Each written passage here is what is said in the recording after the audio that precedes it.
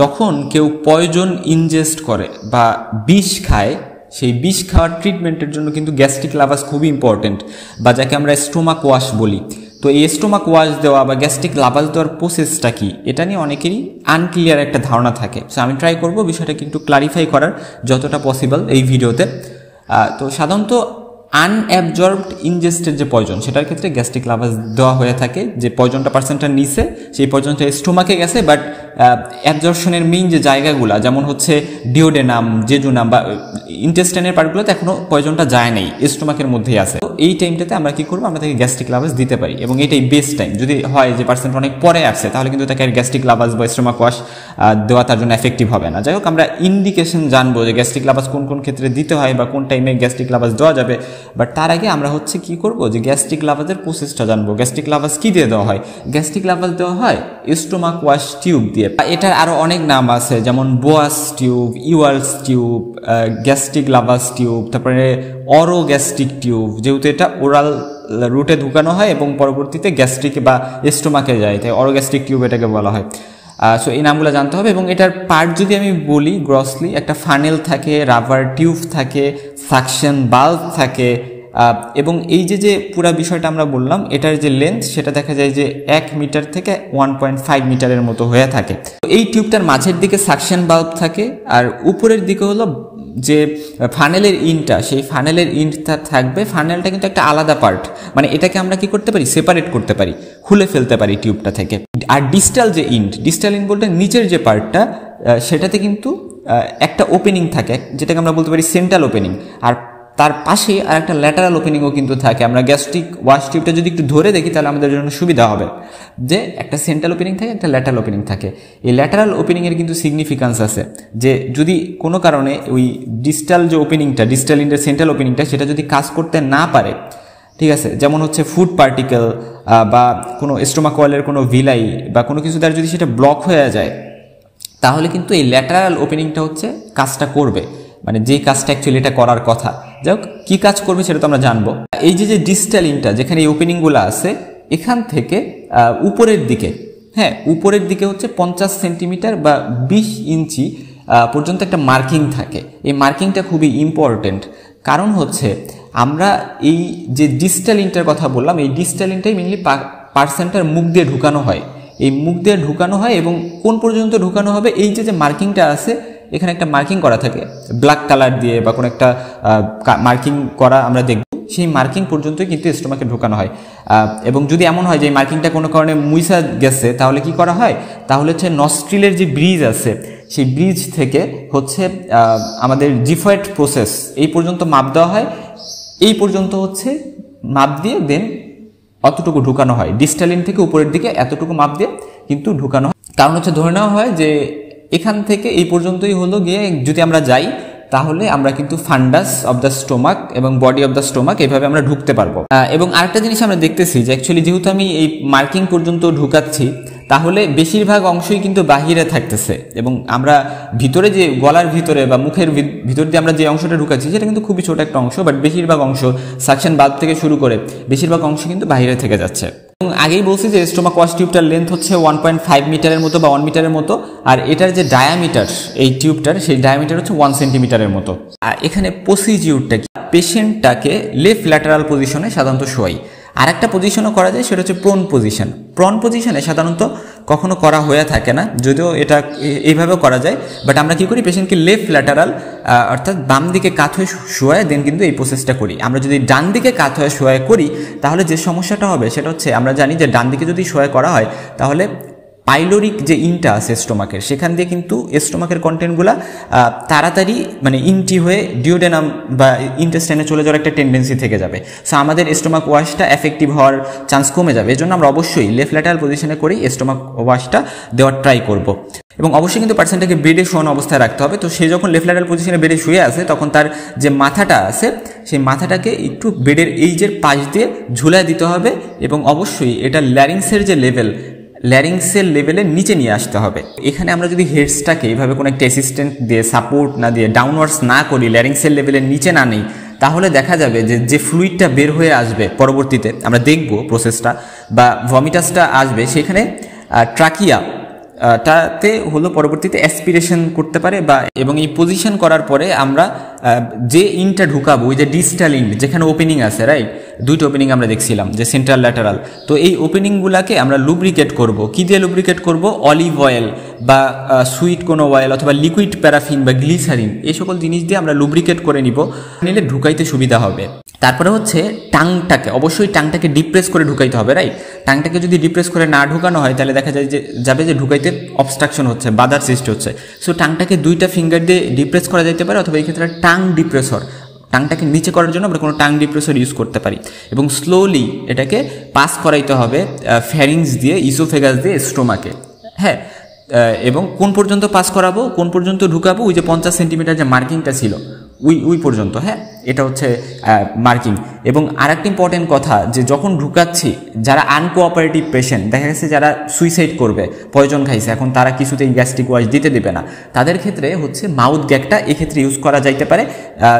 Mouth গ্যাগটা কি করা যেতে পারে? যে মাউথ গ্যাগের মাঝে একটা ওপেনিং থাকে, এবং ওই ওপেনিংটা দিয়ে হচ্ছে গ্যাস্ট্রিক ওয়াশে ওই ডিস্টাল ইনটা ঢুকাই দিতে হবে।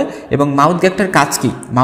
মাউথ গ্যাগটা কিন্তু মাউথটাকে ওপেন রাখতে সহযোগিতা করবে, এবং টাং বাইট যাতে না হয় সেটাতে সহযোগিতা করবে। এই যে টিউবটা, এই টিউবটাকে পেশেন্টটা যাতে দাঁত দিয়ে বাইট না করতে পারে, এটাকে অবস্ট্রাক্ট না করে দিতে পারে, এজন্য কিন্তু মাউথ গ্যাগটা হেল্প করবে। সো মাউথ গ্যাগের কাজটা কিন্তু খুবই ইম্পর্টেন্ট। এবং মাউথ গ্যাগটা হচ্ছে টিউবের বাহিরের একটা জিনিস, এটা সাধারণত প্লাস্টিকের তৈরি ইউজ করা হয় নর্মালি।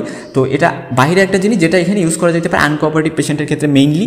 যখন টিউবটা ইনসার্ট করা হচ্ছে, এই ইনসার্ট করার টাইমে কিন্তু অবশ্যই বেশি ফোর্স অ্যাপ্লাই করা যাবে না, তাহলে কিন্তু দেখা যেতে পারে ইন্টারনাল ইনজুরি হইতে পারে। এখন কথা হচ্ছে, এই যে আমরা টিউবটা ঢুকাইলাম, এটা কোথায় ঢুকছে? এটা কি ইসোফেগাস দিয়ে, ফ্যারিংস দিয়ে, এটা কি স্টোমাকেই ঢুকছে, নাকি এটা আবার রেসপিরেটরি প্যাসেজ, বা আমরা জানি যে হচ্ছে ইসোফেগাসের সামনেই হচ্ছে ট্রাকিয়া থাকে, ল্যারিংস ট্রাকিয়া, এগুলা। সো এগুলাতে আবার ঢুকে গেছে। সো এইগুলা কনফার্মেশনের জন্য আমাদের একটু চেক করে নিতে হবে, কনফার্মেশন করতে হবে যে ইনসার্শনটা কারেক্ট জায়গায় হয়েছে কিনা। এটার জন্য আমরা কি করব? ফানেলের যে ইনটা আমরা বলতেছি, ওই ইনটাকে আমরা হচ্ছে পানিতে ডুবাবো, এবং পানিতে ডুবানোর পরে আমরা যদি দেখি যে এই যে সে রেসপিরেশন হচ্ছে, তার ইন্সপিরেশন এক্সপিরেশন, এই টাইমটাতে হচ্ছে ওইখানে বাবল স্টোমাকে যদি ঢুকে, তাহলে বাবলটা 1-2 বার এই রেসপিরেশনের পরেই বাবলটা ডিসেপার হয়ে যাবে, আর বাবল হবে না। কিন্তু যদি এটা রেসপিরেটরি প্যাসেজে ঢুকে থাকে, তাহলে পার্সনটা কিন্তু এখানে কন্টিনিউয়াস একটা বাবল ক্রিয়েট করবে ওই পানির মধ্যে, মানে ওই প্রক্সিমাল যে ইনটা বা আমরা যেই ইনটা বাহিরে আছে, ওই বাহিরের ইনটা যখন আমি পানিতে ডুবেছি তখন দেখব ওখানে কন্টিনিউয়াস একটা বাবেল ক্রিয়েট হচ্ছে। সো এই জিনিসটা খুবই ইম্পর্টেন্ট, এবং রেসপিরেটরি প্যাসেজে কিন্তু ঢোকা খুবই মারাত্মক হবে। ওখানে ঢুকলে পেশেন্টটা খুব বেশি কাফিং রিফ্লেক্সটা বেশি হবে, কাশি দিতে থাকবে। সো তখনই আমরা শিওর হয়ে যাব। এবং ওখানে ঢুকালে কিন্তু অবশ্যই তার রেসপিরেটরি অবস্ট্রাকশনে ক্রিয়েট হয়ে তার জন্য খুবই ডেঞ্জারাস একটা সিচুয়েশন ক্রিয়েট হবে। আমাদের অবশ্যই এটা মেকশিওর করে নিতে হবে যেটা না স্টোমাকেই ঢুকছে, কারণ আমি স্টোমাক ওয়াশ দিব, আমি তো এটা ল্যারিংসের মধ্যে ঢুকাবো না। এটা কনফার্মেশন যদি আমি হয়ে যাই, তারপরে আমি হচ্ছে আমার যে স্টোমাক ওয়াশের অ্যাকচুয়াল কাজটা, সেই কাজটা শুরু করব। ফানেল যে ইন্টটা, ওই জায়গায় ফানেলটা যদি লাগানো না থাকে, অবশ্যই ফানেলটা লাগিয়ে নিতে হবে। এবং ফানেলটা লাগানোর সুবিধা হচ্ছে যে ওইখান দিয়ে আমি কিন্তু পার্সেন্টার ভিতরে আমি পানি দিব। কি পানি দিব? লিউক ওয়ার্ম ওয়াটার, বা যাকে আমরা বলি হচ্ছে গিয়ে কুসুম গরম পানি, 250 ml পানি কিন্তু আমি আস্তে আস্তে করে ইন্ট্রোডিউস করাবো ওই ফানেল দিয়ে। এবং লুকওয়ার্ম ওয়াটার বলতে সাধারণত 35 ডিগ্রি সেন্টিগ্রেড, এই টেম্পারেচারে যদি একটা গরম পানি আমরা বলি। আচ্ছা, যাই হোক, এখন কথা হচ্ছে এই যে আমি পানিটা দিব, এই পানিটা দেওয়ার সময় অবশ্যই আমার মাথায় রাখবো যে আমি ফানেলটা কিন্তু ওই পেশেন্টের মাথার লেভেলের উপরে রাখবো, উপরে রেখে আমি পানিটা দিতে থাকবো, লিকওয়ার্ম ওয়াটারটা। এবং এভাবে যখন আমি দিতে থাকবো, পানিটা কি করবে? তার স্টোমাকে কিন্তু ওই টিউবের মাধ্যমে যেতে থাকবে। ফানেলের ইনটাকে আমি পেশেন্টটার মাথার লেভেলের উপরে রেখে এতক্ষণ দিচ্ছিলাম, এরপরে আমি ওটাকে নিচে নিয়ে আসবো, পেশেন্টের মাথার লেভেলের নিচে নিয়ে আসবো। এবং নিচে নিয়ে আসার পরে আমি একটা পাত্র বা একটা জারে হচ্ছে ওই ইনটা, ফানেলের যে ইনটা আছে ওই ইনটা ধরবো। ধরার পরে দেখবো যে ওখান দিয়ে কিন্তু আস্তে আস্তে করে সাইফোনিক অ্যাকশনের কারণে ওখান দিয়ে কিন্তু বের হয়ে আসতেছে পেশেন্টের স্টোমাকের কন্টেন্টস। এবং এখানে খুবই ইম্পর্টেন্ট যে এই টাইমটাতে পেশেন্টের এখানে যে কন্টেন্টসটা বের হয়ে আসবে, এই কন্টেন্টসটা কিন্তু ওই যে পয়জনটা, ঠিক আছে, ওই পয়জনটার কন্টেন্টস কিন্তু আমরা এখানে পাবো। আমরা কিন্তু 250 ml এর বেশি পানি প্রথমে দিব না। বেশি পানি দিলে দেখা যেতে পারে যে তার যে পয়জন ওটা স্টোমাক থেকে ডিওডেনামে মানে চলে যাওয়ার একটা টেন্ডেন্সি থাকতে পারে। আবার এখানে আমরা লিউক ওয়ার্ম ওয়াটার দেবো, আমরা কিন্তু ঠান্ডা পানি দিতে পারবো না, কারণ দিলে কিন্তু দেখা যেতে পারে যে পেশেন্টের নিউরোজেনিক শকের একটা বিষয় থাকতে পারে।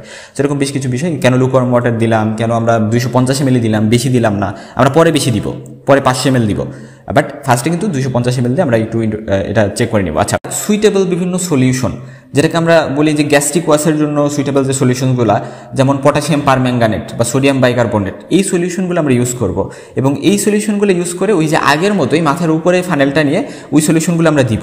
যেমন পটাশিয়াম পারম্যাঙ্গানেট দিয়ে যদি আমি দেই, এটা সলিউশন হিসেবে ইউজ করি, তাহলে কি করব, এটা হচ্ছে 1:5000 ডাইলিউশন করতে হয়। অর্থাৎ আমি যতটুকু পটাশিয়াম পারম্যাঙ্গানেট দিচ্ছি তার থেকে 5000 বেশি কিন্তু আমি ওয়াটার দিব, মানে তার 5000 গুণ ওয়াটার কিন্তু আমি অ্যাড করবো। সো এইভাবে ডাইলিউশন করে নিব, ডাইলিউশন করে সেটাকে আমি ওই ফানেলের মধ্যে ইন্ট্রোডিউস করাবো। ফানেলের মধ্যে ইন্ট্রোডিউস করানোর পরে সেটা কিন্তু আবারও সেমভাবে স্টোমাকে যাবে এবং পরবর্তীতে আমি আবারও ওটা পেশেন্টের মাথা লেভেলের নিচে নিয়ে এসে জারে বরাবর ওই মানে ইনটাকে নিব এবং পরবর্তীতে পেশেন্টের স্টোমাকের কন্টেন্টস বের হয়ে আসবে। নর্মালি যে পটাশিয়াম পারম্যাঙ্গানেট যে নর্মাল কালার, সেটা হচ্ছে পিঙ্ক। এই পিঙ্ক কালারের পটাশিয়াম পারম্যাঙ্গানেট যখন আমি দিচ্ছি পেশেন্টের স্টোমাকে, তখন কি হবে যে পেশেন্টের স্টোমাকের পয়জনগুলা এই পিঙ্ক কালারের সাথে একটা রিয়াকশন করবে, পিঙ্ক কালারের সাথে রিয়াকশন করে ওটার কালারটা চেঞ্জ করে দিবে এবং এটাই পরবর্তীতে কিন্তু আমি জারে যখন কালেক্ট করতেছি স্যাম্পলটা, দেখবো আমি যে কালারটা চেঞ্জিং একটা কালার আসতেছে, আমি পিঙ্ক কালার পাচ্ছি না। তো যতক্ষণ পর্যন্ত আমি পিঙ্ক কালার না পাবো ততক্ষণ পর্যন্ত বুঝবো যে আচ্ছা তার স্টোমাকে এখনো পয়জন আছে, এই জন্য রিয়াকশন করে কালারটা চেঞ্জ করে দিচ্ছে। যখন আমি দেখবো যে না, আমি এই সাইকেলটা করার পরে দেখতেছি যে পেশেন্টের একসময় কালারটা পিঙ্কই আসতেছে, অর্থাৎ পটাশিয়াম পারম্যাঙ্গানেটের অ্যাকচুয়াল যে কালার, আমি যেই সলিউশনটা ইউজ করছি এটার অ্যাকচুয়াল যে কালার, সেই কালারটাই আমি জারের মধ্যে পাচ্ছি। আমার কালেক্টেড যে মানে তো স্টোমাক কন্টেন্ট কালেকশনের যে জারটা আমি সেটার মধ্যে পাচ্ছি, তাহলে আমি বুঝে নেব না তার এখন পয়জন কিন্তু এখন নাই, স্টোমাকে পয়জন খুবই কম আছে। তাই আমি হচ্ছে স্টোমাক ওয়াশটা এই পর্যন্তই দিব। সো স্টোমাক ওয়াশ কতবার দিব বা কোন পর্যন্ত দিব, এটা কিন্তু এটার আনসার এইটা। হ্যাঁ, এক্ষেত্রে পটাশিয়াম পারম্যাঙ্গানেট বাদও 5% সোডিয়াম বাইকার্বনেট বা 4% ট্যানিক অ্যাসিড, 1% সোডিয়াম আর পটাশিয়াম আয়োডাইড, এরকম বিভিন্ন সলিউশন কিন্তু ইউজ করা হইতে পারে। কোন সলিউশনটা ইউজ করবে এটা ডিপেন্ড করে যে কী পয়জনিং হয়েছে। কী পয়জনিং হয়েছে এটা আমরা হিস্ট্রি বা বিভিন্ন বাসার মানুষজনের কাছে বিভিন্ন জিনিস জিজ্ঞেস করে বা বিভিন্ন প্রসেসে আমরা বুঝতে পারি বিভিন্ন সাইন সিমটমস দেখে। সো সেইগুলোর মাধ্যমে আমি ডিসাইড করব যে হচ্ছে আমি কি দিব, কোন মানে সলিউশনটা আমি ইউজ করবো, কোন সুইটেবল সলিউশনটা বেস্ট হবে গ্যাস্ট্রিক লাভাজ দেওয়ার জন্য। হ্যাঁ, কারণ যদি সে অ্যাসিড পয়জনিং হয় তাহলে তাকে কিন্তু এখানে আমি সলিউশন হিসেবে অ্যালকালি ইউজ করব, কারণ এদের মধ্যে রিয়াকশনটা হবে, রাইট? সো এই জিনিসটা ইম্পর্টেন্ট। বাস্তবে দেখা যায় যে পটাশিয়াম পারম্যাঙ্গানেট বা এই সলিউশনগুলো অ্যাভেলেবেল থাকে না। সো এই জন্য কি হয় যে ট্যাপের পানি দিয়েই মানে গ্যাস্ট্রিক লাভাজ দিয়ে দেওয়া হয়, ঠিক আছে? কিন্তু যদি শীতের দিনে কেউ ট্যাপের পানি দিয়ে গ্যাস্ট্রিক লাভাজ দেয় তাহলে আবার ঝামেলা, কারণ ওই পানিটা খুবই ঠান্ডা থাকে, ফলে ট্যাপের পানি দিয়ে যদি গ্যাস্ট্রিক লাভাজ দিয়ে দেয় তাহলে কিন্তু মারাত্মক নিউরোজেনিক শক হতে পারে। এজন্য কি করতে হবে, শীতের দিনে যদি দিতে হয় তাহলে অ্যাটলিস্ট লিউকওয়ার্ম ওয়াটার দিয়ে দিতে হবে, কারণ আমাদের আসলে যে হসপিটালের নর্মাল যে ম্যানেজমেন্টগুলো সেগুলো কিন্তু অত সুন্দর না। ফলে দেখা যায় যে মানে ঝাড়ে তারে এইভাবে ট্যাপের পানি দিয়ে স্টোমাক ওয়াশ যদি দিয়ে দেয় তাহলে সেক্ষেত্রে কিন্তু মারাত্মক একটা ঝুঁকি হইতে পারে। এখানে আরেকটা জিনিস আমাদের জানতে হবে যে যখন আমি কি করলাম, যখন আমি বুঝে গেলাম যে না স্টোমাকের প্রয়োজন নাই, আমি তো হচ্ছে নর্মাল যে কালারটা, যে সলিউশনটা আমি ইউজ করছি গ্যাস্ট্রিক লাভাজে, সেই কালারটা আমি পেয়ে গেছি, তখন কিন্তু একটা জিনিস মাথায় রাখতে হবে, আমি আবারও কিন্তু ওই ফানেলের মাধ্যমে পেশেন্টের মধ্যে অ্যাক্টিভেটেড চারকোল বা ফ্লুইড কন্টেনিং দ্য অ্যান্টিডোট, যে অ্যান্টিডোটটা আমরা ইউজ করবো ওই পয়জনিংয়ের জন্য, সেই ফ্লুইড কন্টেনিং দ্য অ্যান্টিডোট, এগুলো কিন্তু ওই ফানেল দিয়ে আমরা আবারও স্টোমাকে কিছুটা অংশ রেখে আসবো, মানে কিছুটা অংশটার মধ্যে দিব। কেন দিব এবং কেন রেখে আসবো, এটার পেছনে কারণ হচ্ছে যে আমরা এটা কনফার্ম হওয়ার পরেও যে আচ্ছা তার মধ্যে বোধহয় আর পয়জন নাই, তারপরও কিছু পয়জন কিন্তু ওইখানে রিসিক্রেটেড হইতে পারে বা আবারও ফিরে আসতে পারে। সো এটা যাতে না হয়, এটার যে পয়জনগুলো ওইগুলোকে যাতে অ্যাবজর্ব করে নেয় এই অ্যাক্টিভেটেড চারকোল বা এই সাবস্টেন্সগুলো, এই জন্য কিন্তু এই জিনিসগুলো রেখে আসতে হবে স্টোমাকের মধ্যে, যাতে ওইগুলোকে নিউট্রালাইজ করে ফেলতে পারে। যদি ছোট বা স্মল অ্যামাউন্ট অফ পয়জনও থেকে থাকে, এই জন্য এই প্রিকশনটা কিন্তু মাথায় রাখতে হবে। তো বাচ্চাদের ক্ষেত্রে কিন্তু দেখা যায় যে স্টোমাক ওয়াশ টিউব ব্যবহার করা হয় না, কারণ এটার যেহেতু বড় একটা টিউব বা এটা থিকনেস বেশি, সেই জন্য বাচ্চাদের ক্ষেত্রে রাইস টিউব ইউজ করা হয়। এই স্টোমাক ওয়াশ যে আমরা দিই এটা কিন্তু এমইসিস এর থেকে বেটার। এমইসিস মানে ইনডিউসড ভমিটিং, পার্সনটাকে জোর করে বমি করানো হচ্ছে বিভিন্ন এমিটিক্স দিয়ে বা বমি করানোর বিভিন্ন সাবস্টেন্স দিয়ে তাকে বমি করানো হচ্ছে, অথবা দেখা যেতে পারে যে অথবা তার যে পোস্টিরিয়র ওয়াল অফ টনসিল সেখানে দেখা যেতে পারে যে ফিঙ্গার ঢুকে তাকে ইনডিউসড ভমিটিং করানো হচ্ছে। এটা কিন্তু খুব ডিসকমফোর্টের একটা জিনিস, তো এটার থেকে স্টোমাক ওয়াশ ভালো। আর কিছু পয়জনিং আছে যেমন স্যালিসাইলেট বা ফেনোথায়াজিনস বা TCA বলি আমরা, বা ট্রাইসাইক্লিক অ্যান্টিডিপ্রেসেন্টস, অ্যান্টিহিস্টামিনস, এগুলোর মাধ্যমে যদি কারো পয়জনিং হয় তাহলে সেক্ষেত্রে গ্যাস্ট্রিক লাভাস 12 থেকে 18 ঘন্টা পরে দিলেও সমস্যা নেই। আমরা OPC পয়জনিং বলি আর অন্য CS যে সকল পয়জনিং সেগুলো অবশ্যই 3 ঘন্টার আগে দিতে হবে। বাট এই সকল পয়জনিং যেগুলোর কথা বললাম এগুলোর ক্ষেত্রে 12 থেকে 18 ঘন্টার মধ্যেও দিলেও কিন্তু কাজ করবে। হ্যাঁ, আলটিমেটলি গ্যাস্ট্রিক লাভাসের ফলে যে কন্টেন্টসগুলো আমি কালেক্ট করি এগুলো কিন্তু প্রিজার্ভ করতে হবে, কারণ কেমিক্যাল অ্যানালাইসিসের ক্ষেত্রে বা বিভিন্ন ক্ষেত্রে কিন্তু এটা কাজে লাগতে পারে। কোয়ান্টা ইন্ডিকেশন, এটা খুবই ইম্পর্টেন্ট যে গ্যাস্ট্রিক লাভাস কোন ক্ষেত্রে দেওয়া যাবে না। করোসিভ পয়জনিং এর ক্ষেত্রে আমরা গ্যাস্ট্রিক লাভাস দেই না, কিন্তু করোসিভ পয়জনিংয়ের মধ্যে কার্বলিক অ্যাসিড যে পয়জনিং আছে সেটা পড়ানোর সময় কিন্তু আমি বলছিলাম যে কার্বলিক অ্যাসিড পয়জনিংয়ে আমরা গ্যাস্ট্রিক লাভাস ইউজ করতে পারি। হ্যাঁ, পাশাপাশি বেশ কিছু কন্ডিশন, যেমন যারা কনভালসেন্ট পেশেন্ট তাদের ক্ষেত্রে আগে কনভালসেন্টটা কমে তারপরে গ্যাস্ট্রিক লাভাস দিতে হবে। কনভালসেন্ট থাকা অবস্থায় গ্যাস্ট্রিক লাভাস দেওয়া যাবে না। কোমাটোস যে সকল পেশেন্ট আছে তাদের অ্যাসপিরেশন হইতে পারে, এই জন্য তাদের দেওয়া যাবে না। কেরোসিন এবং ভোলাটাইল পয়জনগুলোর ক্ষেত্রে দেওয়া যাবে না। এক্সট্রিম এই যারা অনেক বৃদ্ধ বা অ্যাডভান্সড প্রেগনেন্সি তে যারা আছে তাদের ক্ষেত্রেও দেওয়া যাবে না। আপার এলিমেন্টারি যে ডিজিজগুলো আছে, ইসোফিজিয়াল ভ্যারিসেস বা হিসোফিজাসে কোনো ঝামেলা, এক্ষেত্রে দেওয়া যাবে না। যদি কারো হাইপোথার্মিয়া থাকে, হেমোরেজিক বিভিন্ন প্রবলেম থাকে, তাহলে তাদের ক্ষেত্রেও কিন্তু এটা দেওয়া যাবে না। এবং গ্যাস্ট্রিক লাভাস দেওয়ার ফলে বিভিন্ন কমপ্লিকেশনসও হইতে পারে, যেমন হইতে পারে ল্যারিঞ্জিয়াল স্পাজম হইতে পারে, পাশাপাশি স্পাজম মানে কন্ট্রাকশন, তারপরে অ্যাসপিরেশন নিউমোনিয়া হওয়ার অনেক চান্স থাকে, স্টোমাকের পারফোরেশন হয়ে যাইতে পারে, তারপরে গ্যাস্ট্রিক আলসারেশন, কার্ডিয়াক অ্যারিথমিয়া, ভ্যাগাল ইনহেবিশন হইতে পারে। ওই যে যদি মানে ঠান্ডা পানি দেওয়া হয় তাহলে ভ্যাগাল ইনহেবিশন বা নিউরোজেনিক শকের একটা চান্স থাকে। হেমাটিমেসিস হইতে পারে, মানে ভমিটিং অফ ব্লাড যেটাকে আমরা বলি। ম্যালেনা মানে স্টুলের সাথে ব্লাড যায়। স্টোমাক ওয়াশ টিউব যদি অ্যাভেলেবেল না থাকে তাহলে কি করা যায়, এটাও কিন্তু জিজ্ঞেস করতে পারে যে স্টোমাক ওয়াশ টিউব যদি অ্যাভেলেবেল না থাকে তাহলে মানে সিরিয়াস কন্ডিশন হচ্ছে ন্যাজোগ্যাস্ট্রিক টিউব ইউজ করে দেওয়া যাইতে পারে গ্যাস্ট্রিক লাভাস, বা ভিনাইল রাবার ক্যাথেটার দেওয়া যাইতে পারে, সেলাইন সেট এটা ইউজ করা যাইতে পারে, ব্লাড ট্রান্সফিউশন সেট ইউজ করা যাইতে পারে, ইনফিউশন সেট ইউজ করা যাইতে পারে।